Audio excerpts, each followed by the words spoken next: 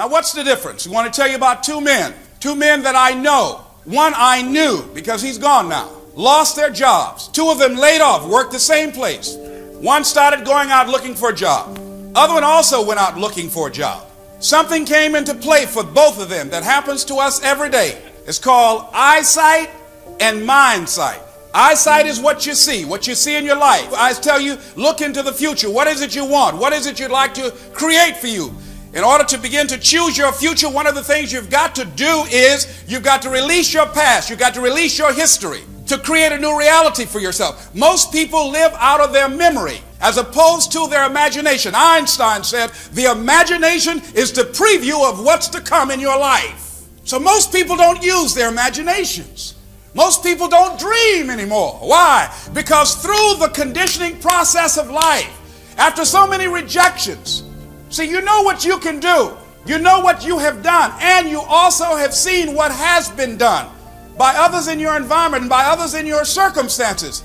Then you look at where you want to go. And what most people do, they do that which they feel they know that can work because they've already done it or they've seen it done. And so they allow their negative history to determine the possibilities for them. And so when they run into a roadblock, even if they have something beyond their comfort zone, when they run into a roadblock, something happens to them. Guy just finished writing about this in the book. He did extensive study, and he talked about your self-explanatory style. This is what happened to these two men. Both of them worked for the same company. They were laid off. They went out looking for jobs. They faced rejection after rejection after rejection. No, we don't have any work. No, we don't have any work. No, we don't have any work. One stopped going after around 25 turndowns. And he felt personally rejected. He internalized it. He stayed home. He became angry. He became bitter. He became cynical. He started looking at television every day. Then he started having a beer and then another beer. And this guy just gave up. And his wife said, why don't you go and just try again? And he, okay, look here, there are no jobs out there. And then he became argumentative and toxic. This other guy kept on working at trying to find a job, kept on looking, and was willing to do anything, odds and ends. He just kept on going. Other guy stopped, stayed home, started feeling sorry for himself, became angry, started telling anybody who would listen about his employer and how wrong they were, and started talking about how much money he lost, and that's all he knew how to do. And he became more and more depressed, more and more withdrawn, angrier and angrier and angrier. Then he started talking to other negative people just like himself, drowning himself in self-pity and sorrow and other toxic, do-nothing, hopeless people like himself. And pretty soon, one day he got up after several months, about 2 or 3 months, and drove his wife to work. Said, look, I'd like to use the car today. She said, why? She was kind of happy, thought he was going to start going out looking for a job again. He said, yes, I am. Drove his wife to work, dropped the kids off to school, came home, drove into the garage, closed the door, left the car running, and took his young 37-year-old life. His mind sight told him, your situation is hopeless. And the fact that his wife was working and supportive of him really didn't mean anything. He felt less than a man because he couldn't provide for his family. He looked at his situation and he felt like he couldn't get out. There's no hope for him. He kept on reading the newspapers and listening to the television and other negative people, and he felt there was no way out. Other guy, around 5 or 6 months later, guy who kept on facing those no's and rejections and whose explanatory style told him there must be a job somewhere, someplace out here with my name on it. He kept on and he found one. Two men faced with the same thing. Both of them saw the circumstances they were in exactly the same, but they interpreted and saw it differently. Your mind sight determines in many ways, in many cases, what you see as possible for you based upon what you've done and what you know has been done. And most people allow life to control them and their circumstances and people and events, just like the guy who took his life. As we begin to look at what we want, as we begin to look toward the future, here's what I'm saying and suggesting to you, that in order to begin to take charge of your life and to reshape your future, what's going to be crucial for you is to look toward the future, and every time you find yourself saying that you can't do something, putting yourself down, being negative about you and the possibilities for you, you've got to literally catch yourself. And you've got to affirm to yourself in the process, hey, no, I can make it. I can make this some way this can happen for me. You've got to remind yourself that you've got powers within you, talents within you that you haven't even reached for yet. That you've got to go outside of your comfort zone. A lot of things we say we don't like because we haven't even tried them. That once you give yourself an opportunity to try and to experiment with your life, to stretch, you'll find out you can do more than you can ever begin to imagine. Now, ladies and gentlemen, let me share something with you. I would not tell you this if I have not experienced this myself. I used to be in an audience just like you, hearing people talk, and I just, wait a minute, there was a part of me, there was a chatter. See, 87% of our self-talk, how we explain things to ourselves, is negative. That's been given to us by life. 87% of our thoughts are negative because we live in a negative environment. We think 40 to 50,000 thoughts a day, according to many psychologists. So in order to begin to create what you want, one of the things we're going to have to do is use some tools over the next 6 weeks as you work and begin to develop a different kind of mindset for you and your future to change that inner conversation and your thinking orientation. I guarantee you that you will change the results that you produce this year and all the years to come in your life. Now, I'm telling you this based upon my own experience. How many of you were in the audience when I used to come here 5 years ago and I used to have my tapes like this in a rubber band? How many of you remember? Raise your hand. You used to see. And Jack came up stage one time after seeing me pursuing my dream. See, whatever dream you got, that dream, that idea, that has been given to you. Nobody's going to do that for you. Nobody's going to make Les Brown tapes but Les Brown. That's yours. Nobody's going to open up your store, write your book. Nobody's going to open up your shopping center, your school, your daycare. Nobody's going to create your home-operated business. Nobody's going to heal your relationship. Nobody's going to come up with that economic renaissance idea or the idea to begin to retrain our kids and create a new kind of concept and approach to education. Everybody showed up with something that's been given to you. You came here with something, and I think our goal and our challenge is to keep on till we find it. Find out what it is that you're supposed to do. And it's going to come to you at some point in time. But many times you got to experiment. You got to be willing to challenge yourself to go outside of your comfort zone and do some different things sometimes. That's where I was in terms of my job, in terms of my employment. I didn't like where I was. And so if you don't like it, you got to be willing to do something about it rather than just saying, I don't like it. Well, what are you going to do about it? Just keep on whining. Life is not for whining and weeping. Life is for doing something. Your future is in your hands. You know what that means? You got to work on your mind. Fortify yourself. You know what that means? You got to upgrade, level up your skill set. You know what that means? That means you want to be in a community of collaborative, achievement-driven, supportive relationships that's going in your direction. And anybody that don't have the mindset that you have, let them go. Well, Les, can I change them? No. It's a full-time job changing yourself. I was trying to help my twin brother lose weight. I gained 25 pounds. I gained 25 pounds trying to help my brother lose weight. Because when you speak and talk to people, you dilute your energy. A person who's not willing to help themselves, you can't help them. Frederick Douglass said it best. He said, why help a man stand on his feet if he doesn't have enough gumption to lock his knees? When you let him go, his head will hit the pavement. Whoa, come on. Think about that. If you're ready for a change, if you got a book in you and say, I'm in, my compilation book is going to be called The Hungry Ones. I want your story, The Hungry Ones. And then I'm going to do a speaking summit with the hungry ones. I'm going to teach you how to tell your signature story, the hungry ones. I'm going to teach you how to make money with your story, the hungry ones. I'm going to teach you how to become a national and global voice. Yeah, how I did it. And it's easier now. It's like taking cake from a baby. It's easier because of this computer. 2007, Time magazine said the computer was the person of the year. Why? Because you can create a global business with your phone or your computer. You can learn anything on here. And now the majority of money that's being generated in the economy is done at a computer, going from brick and mortar to click and order. Listen what, and remember what Maya Angelou said. She said, there's nothing as painful as an untold story buried in your soul. When you hear me speak, you know I'm talking to you. You know I'm coming for you. There's something in you that wants to be birthed. The water has broken. There's something in you that's ready to come out. You know it. I want to ask you, how many of you have some great things you want to happen to you and this year and years to come? Raise your hands, please. Very good. You know, I said to Mike the other day, I came in the office, I said, you know, Mike, this is going to be a great year for us. He said, no less. I said, no, I mean a great decade. He said, no less. It's going to be a great life. Let's say it's going to be a great life. Let's say that. Isn't that the way we want to look at it? We don't just want one good year, one good decade.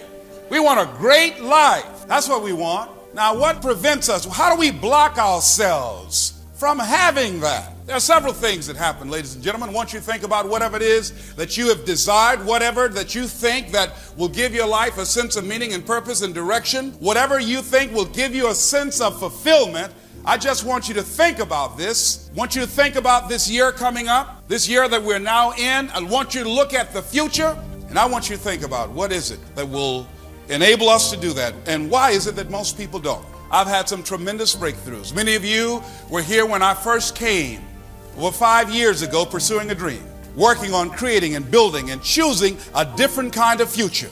And it's always intrigued me what prevents most people from doing that. And when I first became intrigued at it and with it, it was at a point in my time when I was not where I wanted to be. I just felt at where I was at that point in time, it had to be more. I was working at a job, it wasn't going anywhere, I wasn't happy, and I wasn't making any money. Around payday, I would get angry. Now, you seem like you would get happy when it's time for you to get paid. But when I said, thank God it's Friday, it wasn't because I felt good about getting paid. Because I knew before I even got that check, that money was already gone. It was already allocated. So I felt like I wasn't working for anything.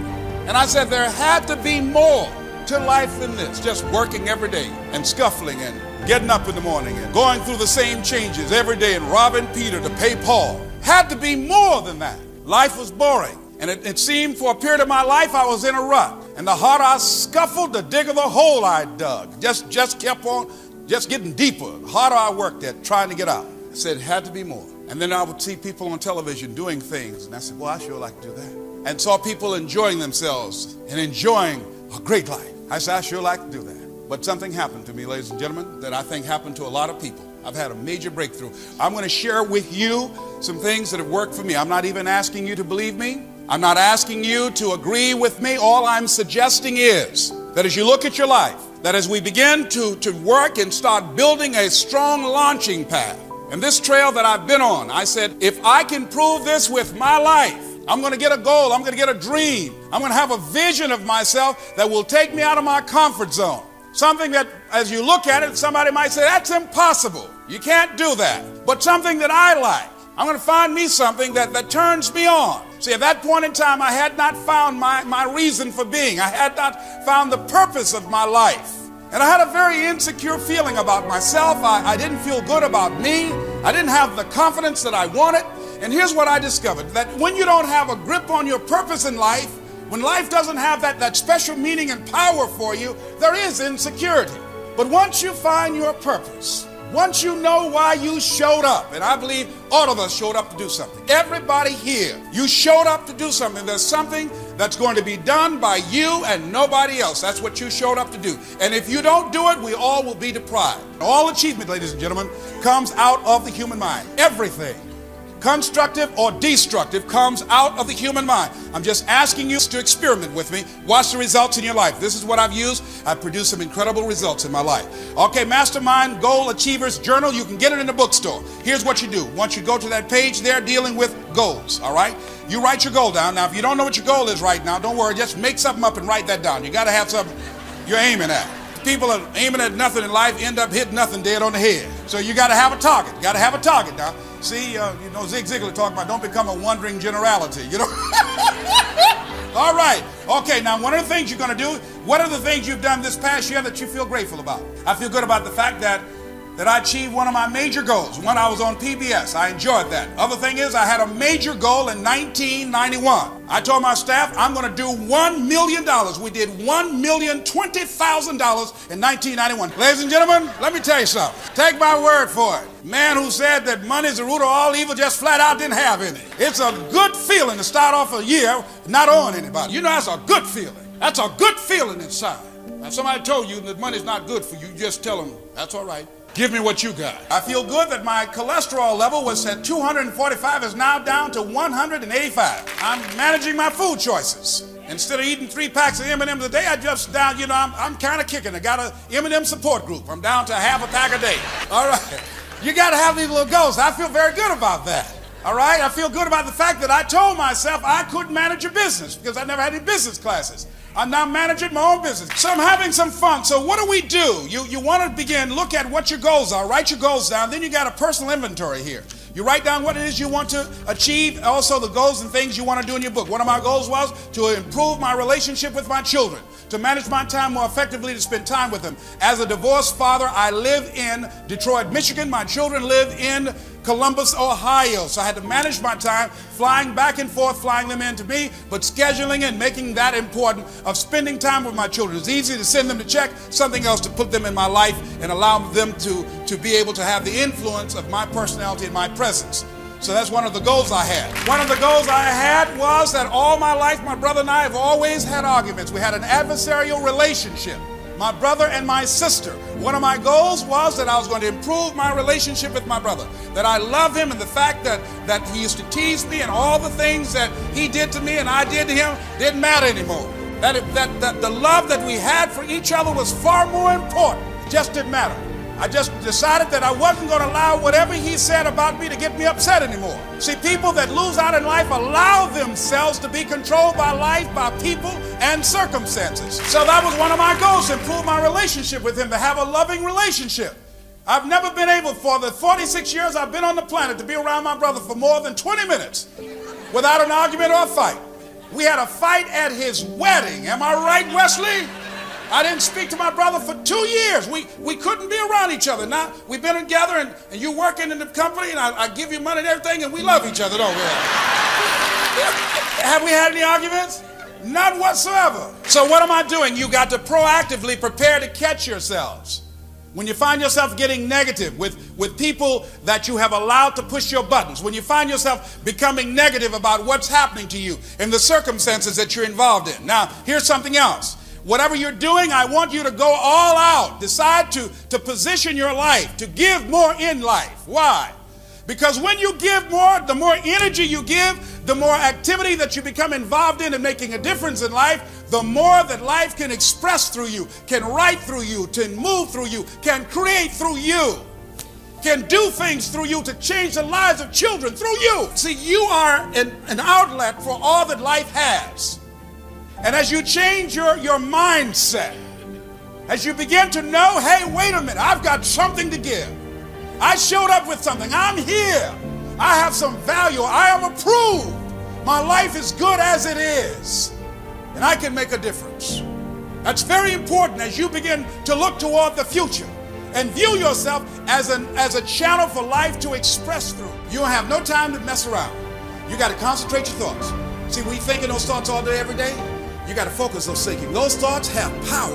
Ooh, they have power. But you got to harness it. You got to, I don't tell you 2 steps, but there are going to be several, but it's 2 big ones. Here's one, is that whatever you want, you got to focus your thinking. You own it, zero in on it, think about it, focus your thoughts. Now, as you do that, you're growing in consciousness, and that will increase your manifesting power. Some things will happen quickly, some things take longer, but after a while, remember, some of y'all know, 5 years ago, I couldn't do what I'm doing right now. I couldn't draw these numbers right now. But as I've grown in consciousness, so has been my capacity to manifest larger audiences and the results that I want to produce in my life. But I concentrated. What are some of the tools you use? Now, some of us know what our purpose is, and most of us don't consciously, but subconsciously, you know what it is. It's in you. You showed up with that in you. How do birds know how to fly from the north to the south during winter, and no one ever gave them any navigational training or told them which way to go? How do they know how to do that? They showed up with it. I believe we got that in us. There most certainly are times when we feel like that. When you say, I don't have any idea whatsoever of what I'm going to do to pull this out. Been in situations like that where I had deadlines I had to meet. I didn't meet those deadlines, and I lost a car. Lost a home, lights were cut off, telephone was cut off. All of those things are going to happen to you at different points in life. Now, question is, what does it really mean? It really doesn't mean anything. It's not important at all. It's just a temporary inconvenience, because all of those things can be corrected. and it's a part of the process that we all go through. Now, the challenge is, in the midst of all of these things, one, to stay focused on your goal, and two, to keep your expectations of making it happen and keeping your energy positive and relentlessly looking for ways in order to pull it out. And I guarantee you that there will be some intervention. What causes it? I don't know. That will seem like it's supernatural. I'll give you an example. I remember once when I lost my job, when I was fired out of broadcasting, September 18th, I'll never forget, 1978. I was behind in my house notes, and my house was up for foreclosure. I did everything I could.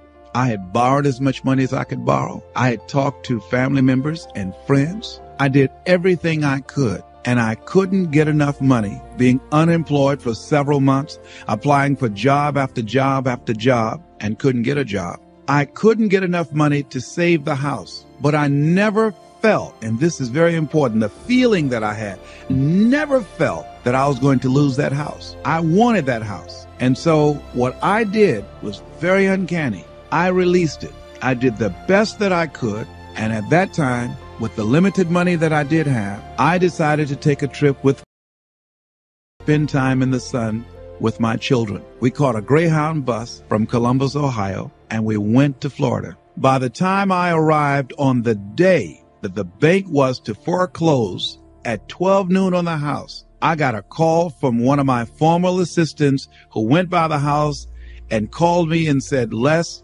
it's an emergency. Call Columbus right away." I did, and Carolyn Sloan said, "Les, you won't believe this. You have a check from the Internal Revenue Service on your income tax." And it was enough to pay the house notes, and I had money over. I never received a refund prior to that time or since that time, and I did not lose the house. So there are things that we don't know or understand, but we do know that if we do certain things, that things begin to happen that's in our favor, that shows that the universe is on our side. Everything that we're seeking, I believe that if we begin to align our thoughts,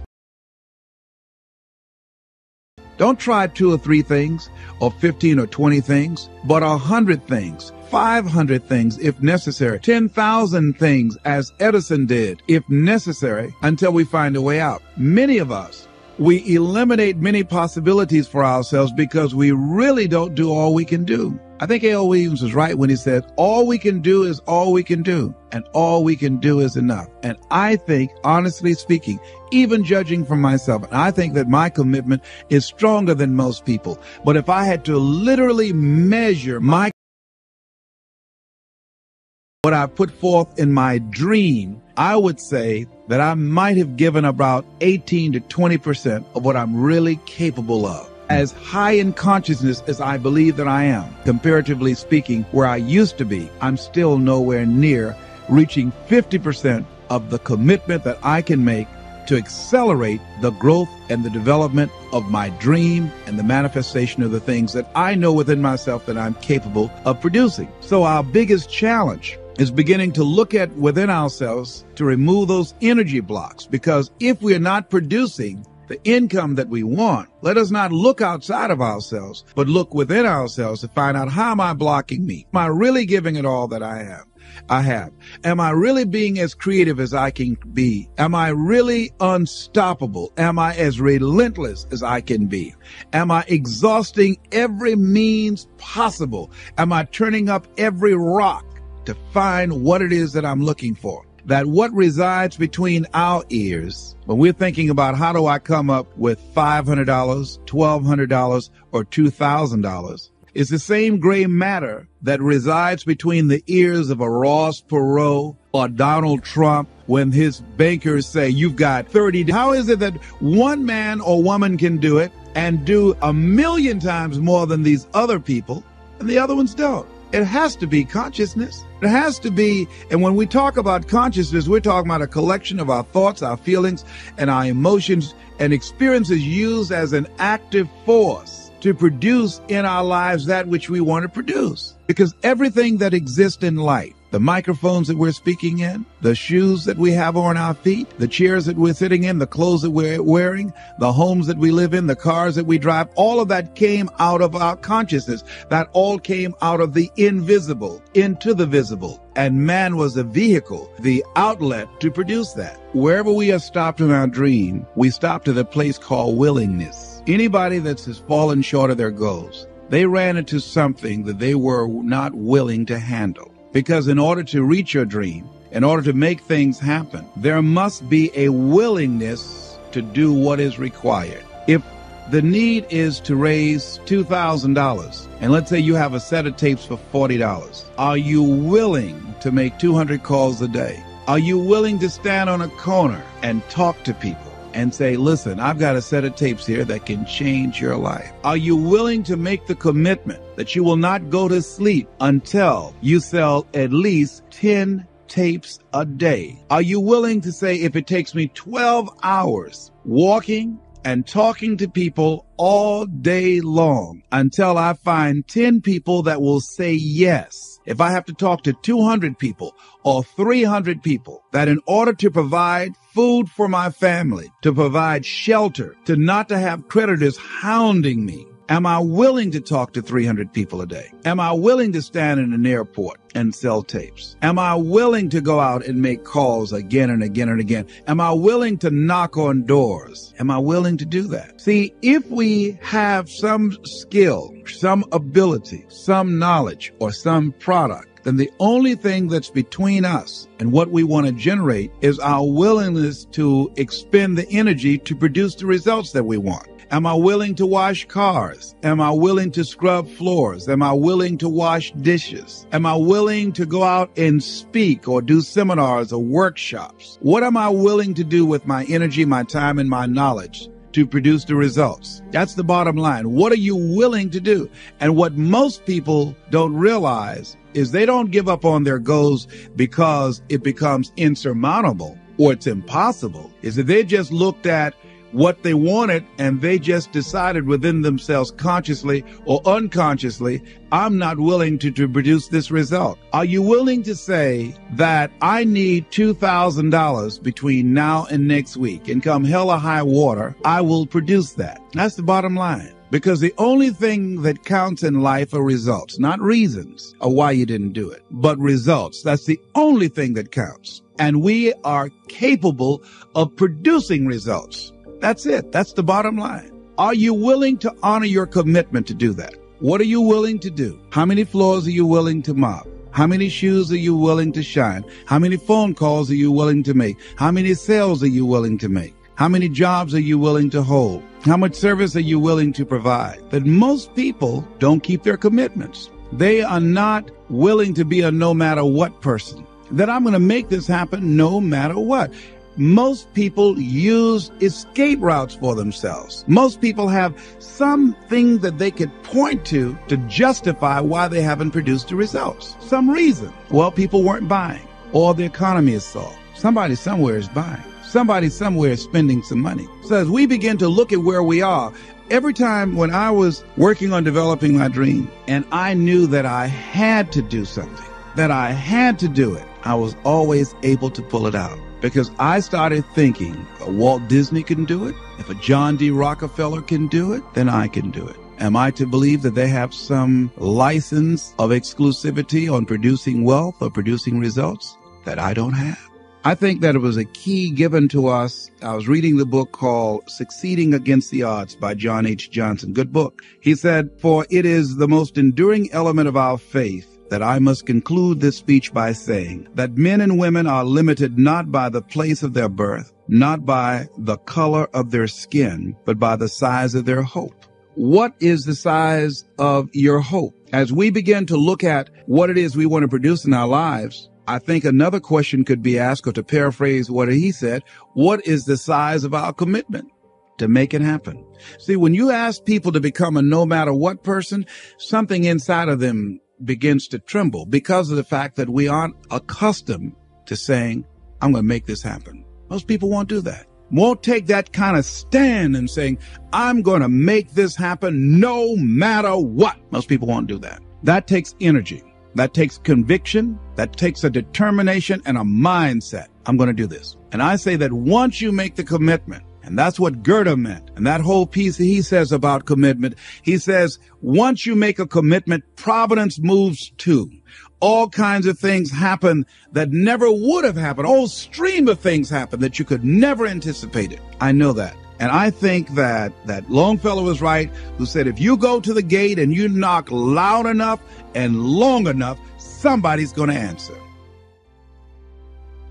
I was in Poland, and I had a chance to meet a young man who'd never seen me in person, but he heard my voice. He was going through some tough times. He'd lost his mother, and he decided to bring me to Poland. He heard my voice, and it changed his life at a time that he was struggling, dealing with the passing of his mother, and he just lost connection with himself. And I just thought about what an honor it was to be able to reach him. And one of the things, as I reflect on my life, I believe that we're all here for a reason, and we're all here for a purpose. As a 17-year cancer conqueror, I know that I have been given grace so that I can do something amazing with my life. I want to thank you for your support, for your prayers, and you have a voice. You have a story. And I say that it's on you to do something with your voice. It's on you to take responsibility, to use your story, to change people's lives. And there are people around the world who are waiting to hear you. I'm reminded of something Dr. Howard Thurman, who was a mentor to Dr. Martin Luther King Jr.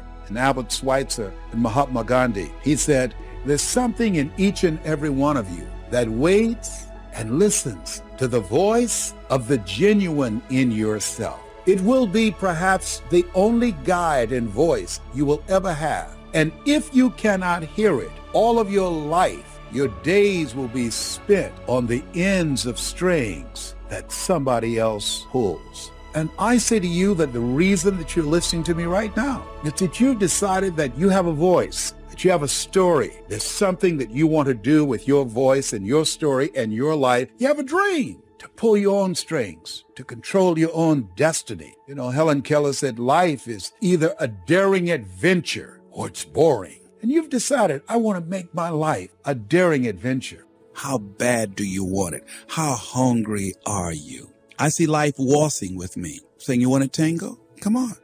You want this?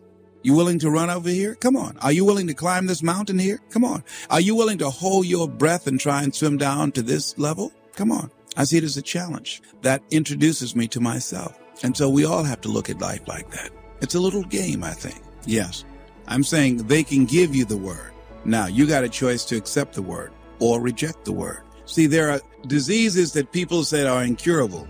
And they say they're incurable because records show or statistics indicate that 95% of the people that get this disease die. And I say that if 5% live, then the disease is not incurable. 5 people walked away. Now we need to look at those 5 and find out what was going on there. What happened? And I think that those 5 said, hey, I'm not ready to go.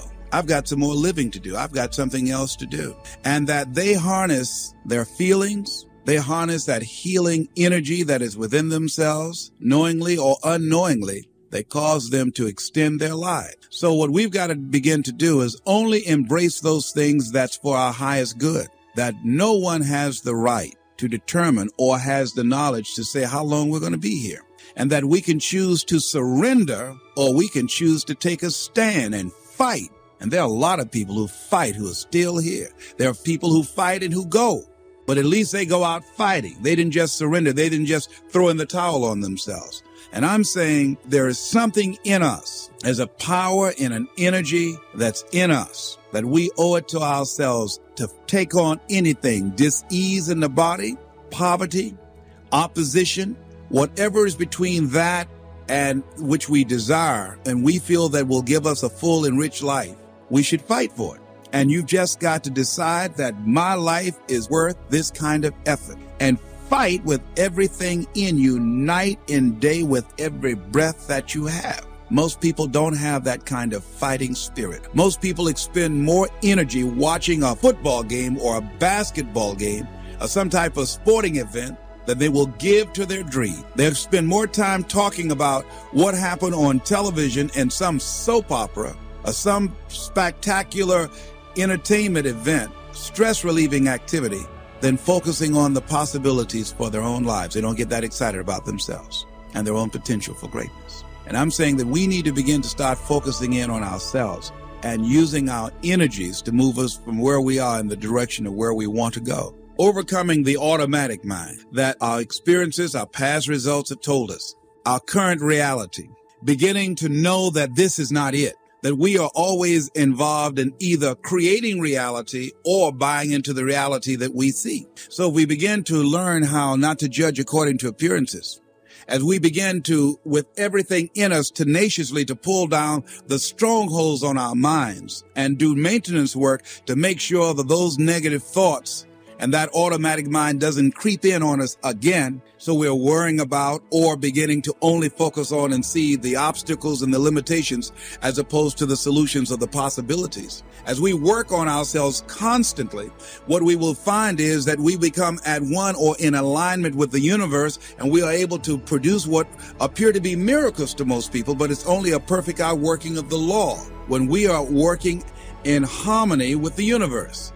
And so the key to it is beginning to continue to have a vision of what you want to create, of constantly working with your feelings and your energy, keeping it positive, and engaging in actions and having things where the pictures, scriptures, music, friends, relationships, goals that challenge you and feed into you and create this new reality for yourself. Because as you continue to hold that in focus, as you continue to charge that with words and sell yourself on your having it, acting as if it already is, when you finally get that feeling, hit that level of consciousness, it will manifest. People come out of nowhere and support you. You get unexpected money that you had no idea that was going to come your way. Help and assistance from strangers comes to you and you say, whoa. You begin to discover things showing up that you need that you didn't even know you needed them. And here they are right here at your disposal when you get to that new level of consciousness. The key is the people that I have read, the Thomas Edisons, the John H. Johnsons, the Dr. Norman Vincent Peales, the great inventors, the George Washington Carvers, the Dr. Benjamin Mazes. These people had dogged determination. They knew it, they saw it, they felt it, they experienced it. It was a consciousness about them. And I think one of the greatest manifestations of that in our time, I would say Nelson Mandela. That why is it that so many people who took the stand he took died and he didn't? How is it? What is it that will give a man or a woman that kind of determination to give up 26 years of their lives, facing death every day, that they not wimp out or not fold or collapse, not surrender? What is it about a human being? I'm saying that the human spirit is so enormously powerful beyond our wildest imagination that one entity could bring a government to its knees or begin to dismantle an unjust form of government. What is it? What is it about a human being, about a Mother Teresa, about a Mahatma Gandhi, about a Benjamin Disraeli, about a Winston Churchill, about a Martin Luther King? What is it about those people that can affect humanity in the way that they have in a historical context? Will never be the same again. And I say that whatever it is in them, we're all endowed with that and have the capacity to produce those kind of results in our lives. Yes, and we all have the ability to align ourselves with something that will outlast us, something that is bigger than ourselves, and energize and propel us to new levels of consciousness. That's right. And to know that whatever happens to us, we're better than that. That not to judge ourselves based upon the results that we're producing right now and based upon our circumstances. Our circumstances do not determine us.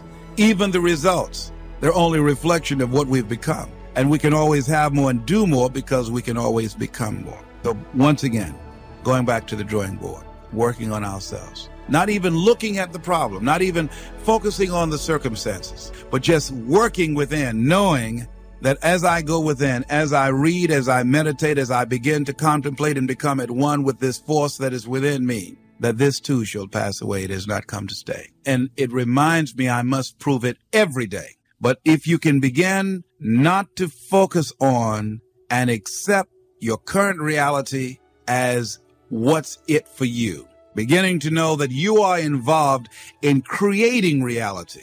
And that breakthrough, the level of energy, the kind of thinking, the kind of person you must be in order to produce those results, that you're getting out of step with the common thinking of all mankind. You're marching to the beat of a different drummer. That can be lonely, and that can feel awkward and strange and weird, and it's okay. And the kind of person you become will give you such a feeling of self-appreciation and self-respect. You'll be glad that life did not deny you the opportunity of experiencing what you had to experience in order to enjoy that, because you know you got it the old-fashioned way. But that's how you know yourself.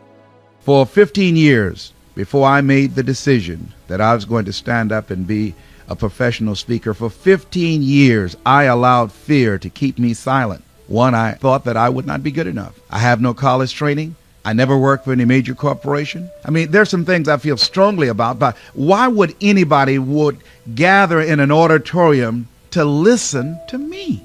I mean, I'm nobody. And that kind of thinking fed the fear of failure, fed the fear of disappointment, fed the fear that I wasn't good enough, fed that fear of they're not going to like me, I won't be accepted, I'm not qualified. All of those things paralyzed me and kept my lips sealed. There are times that the audience will not like you. You're not going to get every audience. I've experienced that. How'd you feel afterwards, Les? I felt badly. And I looked at myself, I listened to the tape, I went back to the drawing board and say, what did I do wrong? What is it that I can do to improve myself? And I worked on it. I've been intimidated by other speakers. I've been on programs where the speaker before me was so good and got such an incredible response from the audience, a standing ovation. I said, oh my God, I really don't want to come up behind that speaker. I had a program I'll never forget. A young man had to speak before me, and he was so powerful, and I was the guest speaker, but he was a young kid that had been invited to speak there at this special program honoring Dr. Martin Luther King, and he did the I Have a Dream speech, and I've heard a lot of people try to do it, but on that day, he did that speech with the power, with the magic, and mesmerized the audience to such an extent. When the pandemonium died down, everybody was walking out and they said, Les Brown is supposed to speak. And I pretended to have an attitude. I said, don't worry about it, and walked out. I was relieved. I said, oh God, thank you. I couldn't wait to get into my car. I mean, that's going to happen. They're going to be speakers better than you. Learn from them. He and I became friends, and I brought him on other programs, and I learned from him, a young man much younger than I am. There are times when you're not going to be able to connect with the audience, that you're going to be off. Your memory will fail you. You're going to do some things that will embarrass you. I spoke at the National Speakers Association and stepped forward and called Cavett Robert Dick Cavett. And I didn't even realize it at the time until the second time that I did it, to make a point, incorporating a name in my presentation, and I had to keep going. I could not back up. And later people talked about me and made jokes about it, and I was embarrassed. I was hurt, and I came back. That's going to happen to you. You're going to make some mistakes. But you know, my good friend Ed Foreman has something that he anchors his life on, I think all of us can learn from. He said, anything that's worth doing is worth doing badly. And I've used it so much, I've just taken it for myself. Anything that's worth doing is worth doing right if you know how to do it right. But even if you don't know how to do it right, it's worth doing badly again and again and again until you get it right. So this fear of making a mistake, you're going to make some mistakes. You're not going to be perfect. This fear of they're not going to like me, that's right. There's some people that aren't going to like you. There are people that are going to talk about you, that are going to criticize you. There's some speeches that you are going to give, and as you listen to that later, say, oh my goodness, I should have said this and I should have said that, or why did I say that, or why did I not include this story or that statistic, or why did I get the names confused? All of those things are going to happen. Why? Because we're human. We're human. Every time I speak, I experience that fear. I get it off in a variety of ways. Part of it is I listen to tapes before I go in to speak. Part of it is I prepare myself to know that subject like the back of my hand. Part of it is I go out and I talk to the audience and I shake people's hands and I engage in small conversation to relax myself. Part of it is I visualize and I see myself successfully giving the speech and receiving a standing ovation and people loving me and accepting me and embracing me, and see myself confidently doing what it is that I want to do with that audience. The more you do it, the stronger you will become, and that fear will drive you as it drives me. I'm nervous all the time. I can't sit down and relax. I sometimes go to a banquet table and can't eat because I'm so nervous. I'm so excited. I never, ever get so relaxed that I don't experience the nervousness. So I'm saying to you, don't worry about the fear. You can handle it. You're God's miracle child. I talked to a man who's going through our training. When he was a baby, he fell. He got through the rails where they were living in an apartment from the 3rd floor. And doctors said he was going to die. He didn't have long to be here. And his mother, rather than just let him be on life support, gathered him up and said, I want to take my baby home. And he's still here, motivating people. He couldn't hear because of the injuries. Blind, couldn't talk, fell 3 stories. And now he said, I want people to know they're a miracle because I'm a miracle. He went through some stuff. Boy, when he told that story last night, you could hear a pin drop as I was working with him on his story. He said, I've been searching for you, Mr. Brown, for a long time, for 10 years. I've been searching for you to have this moment that we're having right now, to be able to talk to you through my computer. It finally happened. I've been looking forward to this moment, sir. I said, sir, I feel honored be in your presence. You are God's miracle child. You fell 3 stories as a baby with the power of prayer and a mother's love. Give me my child. You determine the diagnosis, but God determines the prognosis. Give me my child. Gathered him up, disconnected those tubes, and carried a miracle out into the parking lot to get in the car to take home.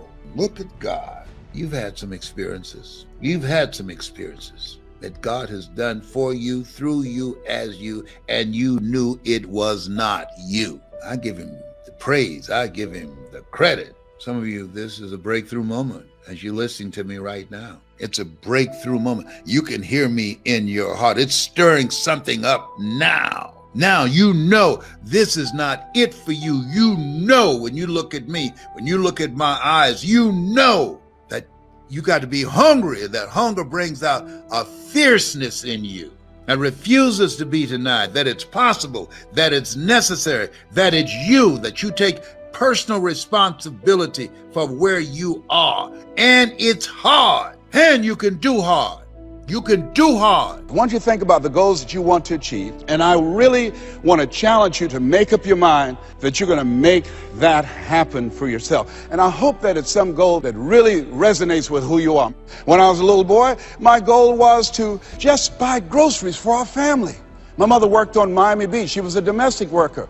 And my goal was to really be able to go to the grocery store and purchase groceries ourselves. The families knew that my mother had adopted 7 children. And so they said, Mamie, whatever food is left over after we eat, you can take that home to the children. They were very kind, very, very considerate people. My mother, when she worked on Miami Beach, the people were very kind. I was appreciative of their generosity. But as a little boy, I said, Mama, one day, when I become a big boy, I'm going to be able to buy groceries for us. My goal as a little boy was to buy clothes for my brothers and sisters. We wore the hand-me-down clothes of the children that Mama babysat for when she went over in Miami Beach. And if the clothes were too small, she would let them out. And if they were too large, Mama could sew and take them up. And I'll never forget David. His father was very wealthy. Mama worked for him, but David was my buddy. His father gave him 2 gifts for his birthday. Gave him a brand new boat, but he also gave him some motivational tapes. Earl Nightingale, I'll never forget. So he said, David, man, let me tell you something. When I die, you're going to get everything. I want you to listen to these tapes. And when his father left the room, David threw those tapes in the wastebasket. I said, David, could I have those tapes? He said, yes. I said, man, your father said, if you listen to these, you can get more and do more than what he's done. He said, hey, look, I'm going to get everything anyhow. Go ahead, take them. I told my children, I'm not leaving them anything. If I had a quarter and thought I was going to die, I'll swallow it. It's not what you leave for your children, it's what you leave in them. I look at you, I say, you have greatness within you. You have the ability to do more than you can ever begin to imagine. No one could have convinced me that I would be doing what I'm doing right now. You know, the easiest thing I do every year is go into a sales organization and dramatically increase their sales, or go into a prison and enable prisoners to see themselves differently and teach them the methods and techniques of how to plug into the system, or motivate young people to begin to see how they can have a vision of themselves in the future and fit. That's the easiest thing I do, or train a speaker to help them to leverage their experience as a speaker and say, look, speaking is a projection of who you are, not who you think you ought to be, and come with power from a platform. That's the easiest thing I've ever done. Let me share with you the most difficult thing I've ever done. The most difficult thing I've ever done was to believe that I can do what I'm now doing. No one could have convinced me, just given my circumstances. I earn millions of dollars every year. No one could have convinced me. If both my parents came up here right now, I would not know either one. No one could have convinced me, being labeled educable, mental retarded, born in an abandoned building on the floor in Liberty City, poor section of Miami, Florida, failing twice in school, no college training, never worked for a major corporation. I did not know I can do what I'm doing right now. Never forget Mike Williams, my mentor. I think a lot of people fail in life because of the fact that they need some mentoring, they need some coaching. See, you can't see the picture when you're in the frame. And here's something I realized. Sometimes you have to believe in somebody's belief in you until your belief kicks in. I kept holding on to my mother saying, you're special, Leslie, when they said you're educable, mentally retarded. Mama didn't know what that meant. She only had a third-grade education. So she said, he'll be all right, he'll be fine. But she said, you're special, baby. You are special. And they kept saying that over and over again. Faith comes by hearing and hearing and hearing. As you think about your goals and your dream, it's possible together. See, most people never achieve their goals because most people suffer from possibility blindness. They look around trying to think about the things that they don't have. Robert Roots, a young man who wrote a book about success principles of the Three Little Pigs, he said, it's not what you don't have, is what you think you need that keeps you from being successful or happy in life. It's not what you don't have. See, I was focused on what I didn't have. Don't have a college degree, don't have any credentials, never worked for a major corporation. I was focused on the negative things. It said, negative things are the things that you see when you're not focused on your goal. What do you come with? What is it that you have within you that you showed up to bring? Hey, Les, you don't know, but my dream is a long shot. A friend of mine, Dexter Yeager, said when the dream is big enough, the odds don't matter. I'm reminded of a great man when I was reading Time magazine talking about some of the great minds of the last century. They didn't mention his name, Dr. Howard Thurman, one of the mentors of Dr. Martin Luther King Jr., and also an advisor to Mahatma Gandhi and Albert Schweitzer. And he said, the ideal situation for a man or woman to die is to have family members standing around their bed praying with them as they cross over. But imagine, if you will, being on your deathbed and standing around your bed, the dreams given to you by life, the ideas that you never acted on, the talents, the gifts, the abilities that you never used. And there they are, standing around your bed, looking at you with large, angry eyes, saying, we came to you, and only you could have given us life. And now we must die with you forever. And the question is, if you died this very moment, what will die with you? What dreams, what ideas, what talents, what leadership potential, what greatness that you showed up to bring, that you allowed fear or procrastination to hold you back? Perhaps that's why Henry David Thoreau wrote the words, oh God, to reach the point of death, only to realize that you've never lived, only to realize that you've never scraped the surface of your potential. You survived 1 out of 40 million sperms. You will never have those odds again. You beat those odds, you can win anything. Failure. I will fail my way to success. See, 8 out of 10 millionaires have been financially bankrupt. 85% of people allow their fear of failure to outweigh their desire to succeed. And I believe that the reason that most people go so far in life and stop, Maya Angelou said it best. She wrote a poem, she said that most people go so far in life and then they park. They pull off the highway of life especially when they get some hits, especially when they've been rejected, especially if they have an illness, especially if they lose something, they park. And I take it further. They don't even turn on their emergency lights. It's not because they are broken down. They don't want anybody to stop and say, hey, look here, I've got some jumping cables in my trunk. You need a jump? Hey, look here, there's a service station ahead about 3 or 4 miles. I have a can. I can take you up there and get some gasoline. Oh, no, I'm just fine. I had a talk show once, and highest rated, fastest canceled talk show in the history of television. And I was excited. You know, when time I came into television years ago, television was based upon conflict and controversy. So I said, I want a solution-oriented talk show. First concept of that kind. High ratings. And the syndicators say, you just got lucky. Come on, let's do these other type of shows. You can be Jerry Springer. Oh, no, that's not why I came here. No, I believe that we live in the greatest country. I'm not going to come here and sell out on who I am. I'm not going to compromise. I'm not going to lower my standards for you. No, that's not why I showed up. And so they fired me. Security walked him out. I said, I can walk by myself. But let me tell you what happened. I took a hit. And I parked. It wasn't that I didn't have the ability to do more. My concept was good. But what happened when I took the hit, when they canceled the show, I canceled myself. When they said the show is going to be taken off television, it won't work, I told myself, Les, you can't succeed in television. And I parked. You know what I did? I went back to my comfort zone. As a motivational speaker, I'm doing better than most people. That's nothing to compare yourself and then make yourself feel better. No, I parked. I didn't have my emergency lights on. I didn't want to show up on the radar. I parked. You know how long I parked?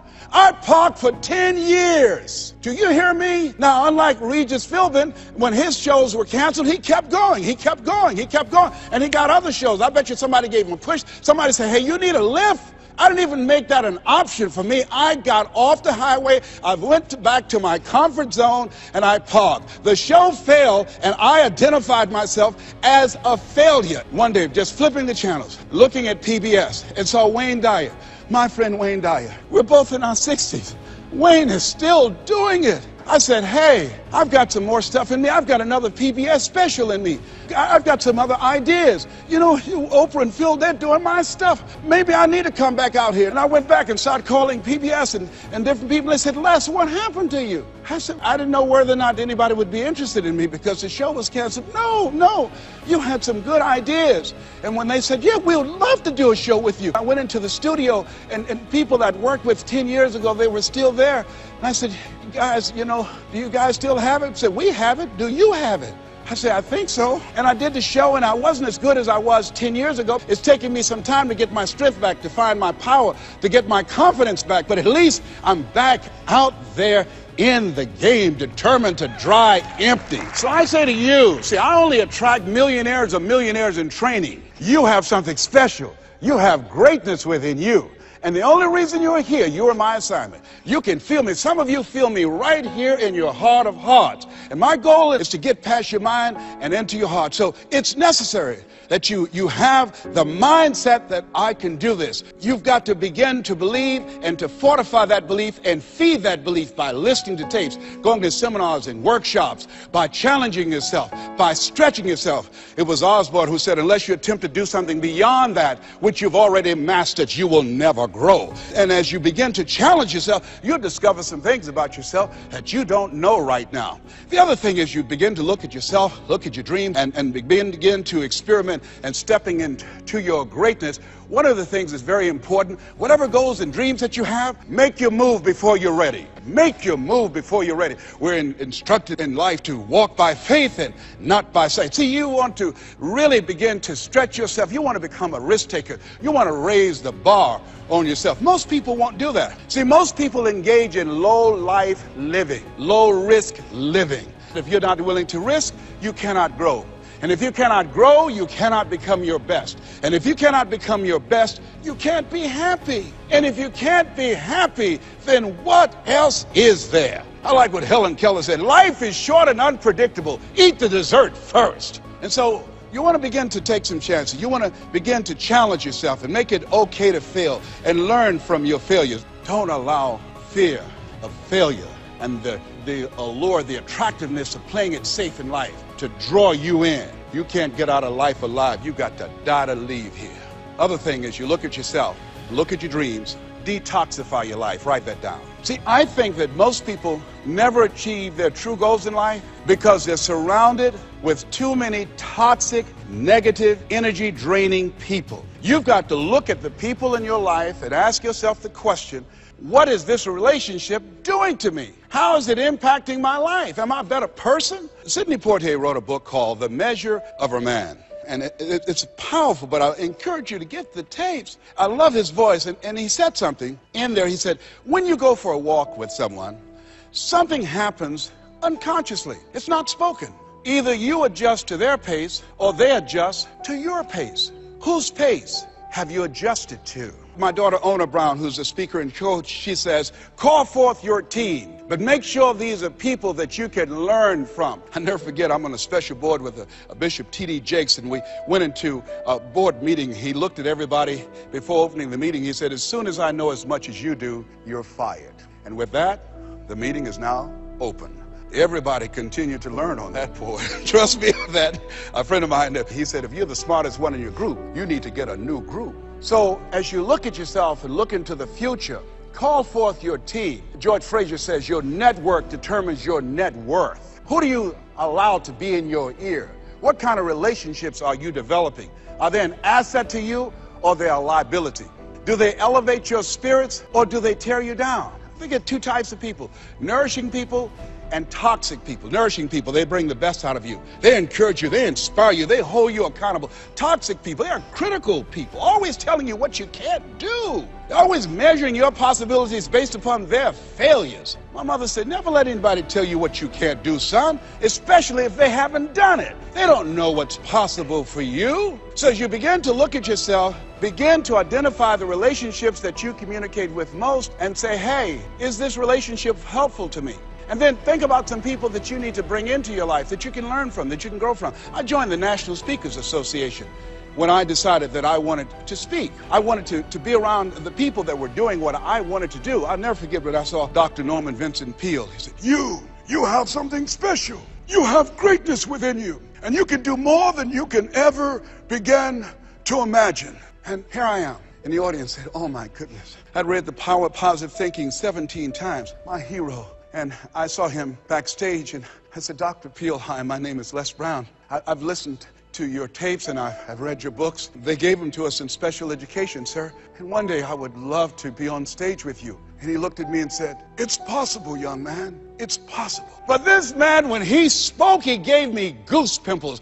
Deep baritone voice, spoke from his diaphragm. You have something special. You have greatness within you. He override the inner conversations in my mind. I'll never forget a gentleman, what a brilliant man, a Harvard graduate, Dr. Carter G. Woodson. He said, if you can determine what a man shall think, you never have to concern yourself with what he will do. If you can make a man feel inferior, you never have to compel him to seek an inferior status, for he will seek it himself. And if you can make a man feel justly an outcast, never have to order him to go to the back door. He'll go without being told. And if there's no door, his very nature will demand one. See, we live in a world where we're told more about our limitations rather than our potential. How many of you have ever been told that you couldn't do something? You know, MIT did a study that if I say to you, you can't do that, that 16 people have to come along and say, you can do that, you can do that, you can do that, to neutralize that, and the 17th statement that you hear, you can do it, will be the one that will finally stick. So you have to watch who's speaking into you. You've got to begin to monitor your mind, and you've got to begin to literally be proactive in programming yourself to success. Be ye not conformed to this world. Be ye transformed by the renewing of your mind. You've got to take responsibility to make that happen. And as you begin to do that, you'll begin to see some incredible changes in your life. I understand now when Earl Nightingale said, all of us are self-made, but only the successful will admit it. As you begin to look at your dreams and look at your goals, make know you're a vitamin. See, most people stop short of their dreams and park and get off the highway of life because of the rejections of life. You will always be rejected. It's no big deal. Jack Canfield said rejection is a myth. Get excited about the no. Why? Because every time someone says no, that brings you another step to a yes. You're getting closer.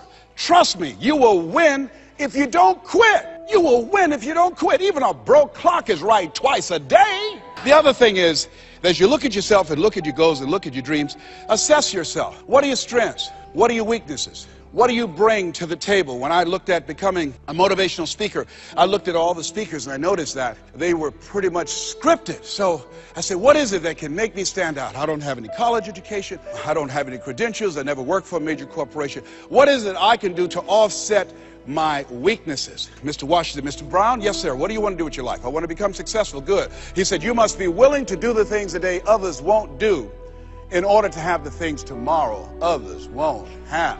That's why you said you have something special. See, very few people go to seminars and workshops. They'll go to a concert, but showing up to get something that can expand their minds and help them to begin to see their lives differently, to give them a larger vision of themselves, they'll be too busy. Or they say, well, how much does it cost? Well, information costs, but it pays for itself. It's possible you can live your dream. It's necessary that you have the mindset that I'm going to do this. But you've got to take ownership. You've got to decide, hey, I'm going to do this. You've got to take responsibility for your life. George Bernard Shaw said the people that make it in this life, they look around for the circumstances that they want, and if they can't find them, they create them. You've got to decide, it's me. You've got to say, and say this with conviction, I expect to win.